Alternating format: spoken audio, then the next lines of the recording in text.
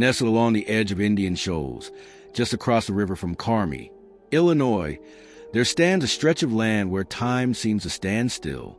The air is thick with the scent of old, decaying wood, and the once pristine riverbanks are now home to a weathered landscape. Over the years, stories have been passed down about a house that once stood on the rocks, a house that no longer exists, but whose eerie presence still lingers in the minds of the people who live nearby. The house belonged to a woman known only as Cato the Witch. Her name was whispered in fear and awe by the locals, and even those who had never met her knew the legends that surrounded her life and death. It was said that Cato had lived alone for many years, shunning the company of others except for her mysterious visitors, spirits who came to her in the night, whispering tales from beyond the grave. Those who lived near Indian Shoals would often speak of strange occurrences near the river, particularly at night. The air would grow heavy, and sometimes, late into the evening, you could hear the faint sounds of chanting, a distant wail that would send a chill down your spine. Some said it was a wind. Others claimed it was a ghost of the dead Indians that Cato had spoken of so often, the spirits of the past that came to her for guidance. Cato's reputation as a witch had spread far beyond the borders of Carmi. She was known for her strange abilities, her stories of seeing apparitions, and her deep connection to the spirit world. The old woman had always claimed that she could speak with the spirits of the dead, particularly the spirits of Native Americans who had once lived in the area. She would often tell the ghosts that visited her, relatives who had passed on, bringing messages from the other side. Her neighbors, some skeptical, others frightened, had long suspected that Cato was more than just a lonely, eccentric woman. They believed she had the ability to commune with the spirits of the dead, and that these spirits brought her warnings of things to come. The house, built near the river, was said to be a place where the veil between the living and the dead was thin, a place where one could hear the whispers of the past if they listened carefully enough. Yet, there was a darker side to Cato's life. Despite her ability to speak with the dead, Cato had been cursed with a lonely existence. She had given birth to many children over the years, but none of them had ever shown her love or respect. Her sons, wild and unruly, had turned their backs on her, leaving her to die alone in a house she had once called home. And so, as her health began to fail, Cato the Witch knew that her time was drawing near. The ghosts came to her in the quiet of the night, their visits more frequent as her death approached. They brought messages from the spirit world, warnings of the fate that awaited her and her children. Cato, ever pragmatist, began to prepare for her death in a way that only someone who had communed with the dead could. As Cato's final days drew closer, she began to craft a will that was as strange and unsettling as the woman herself. In this final testament, Cato wrote her wishes, laying out her desire for an unorthodox burial. She insisted that the lid to her coffin be left unsealed, not nailed or screwed down, so that she could rise from her grave if need be. She also requested that she be buried no more than 3 feet deep, so that she could easily escape the earth and visit her children once again. Her children, who had abandoned her in her old age, were the focus of her final thoughts. Cato had vowed to return from the dead to warn them of their wicked ways, to confront them for the way they had treated her, to make sure they knew the suffering they had caused.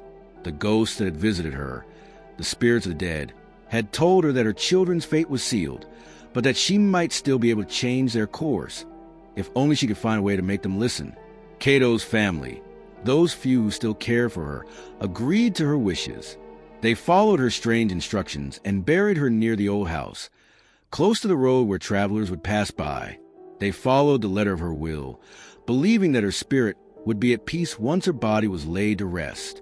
But little did they know, her will was only the beginning of something far more terrifying.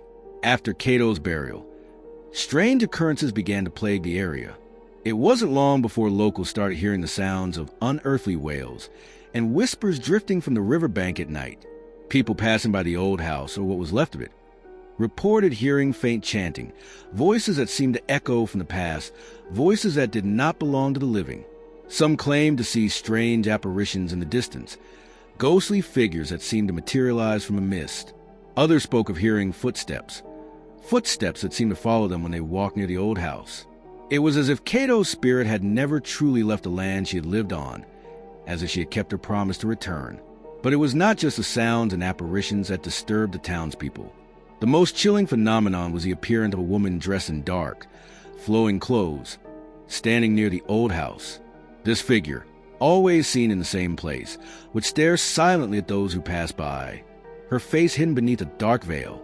Some swore it was Cato herself, watching from beyond the grave, ensuring that her children, the ones who had abandoned her, would never forget her wrath. The children of Cato the Witch, who had long since left the area, began to feel the weight of their mother's curse. Those who fled Carmi after her death spoke of strange occurrences in their own homes, windows that rattled in the dead of night, objects that moved on their own, and the sound of someone weeping in the dark. They could feel her presence, feel the pull of the spirit world that beckoned them back to the riverbank, to the grave of the woman who had once been their mother. But it was not just the children who were haunted. Travelers passing by the area also began to experience the strange phenomena. A man once stopped by the old house and claimed he saw a figure standing in the window, staring out at him with hollow eyes. Another woman, walking along the road, heard the sound of footsteps behind her, only to turn around and find no one there. The legend of Cato the Witch grew stronger with each passing year. Some people claimed that her spirit was restless, that her anger had not been quenched by death. They said that Cato still roamed the land, her ghost seeking to right the wrongs of her life, to bring justice to those who had wronged her. To this day, the exact location of Cato's grave remains a mystery. Some say she is buried near the old house. Others claim she was buried at the riverbank, where the ghosts of the dead Indians once came to visit her. But the one thing that everyone agrees on is that if you pass by the place where she once lived, you should do so with caution. For Cato the Witch is never far away. Those who approach her old home, or what's left of it, still report strange sounds and unexplainable events. The whispers of the past still hang in the air, and the legend of Cato the Witch endures, a tale of sorrow, vengeance, and the restless spirits that refuse to move on.